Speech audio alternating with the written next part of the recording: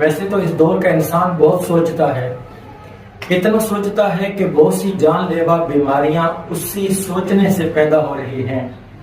سابقہ ادوار میں ان کا کوئی ذکر نہیں ملتا جو بیماریاں اس دور میں ہمیں ملی ہیں۔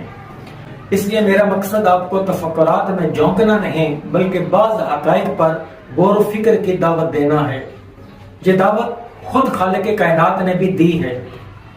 آپ نے کبھی سوچا کہ یہ جو فلک بوس خوشنما عمارتیں ہیں، تیز چلتی ہوئی گاڑیاں ہیں، فضا میں پرواز کرنے والے برق رفتار جہاز، سمندروں کی ہیبت ناک موجوں سے کھیلتے ہوئے بحری جہاز، یہ سب کچھ جو ہمارے زیر استعمال ہیں، اسے بنانے میں انسانی محنت شامل ہے۔ یہ سب کچھ کیسے مارز وجود میں آئے؟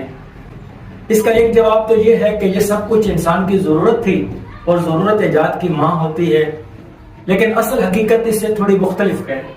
اگر آپ ذرا سوچیں تو آپ پر واضح ہوگا کہ ضرورت سے لے کر اس کی تکمیل تک کے سارے مراحل طے کرنے میں جو طاقت اور روشنی انسان کی رہنما بنتی ہے وہ سوچ اور فکر اور تدبر ہے، وہ انسان کی تھنکنگ ہے۔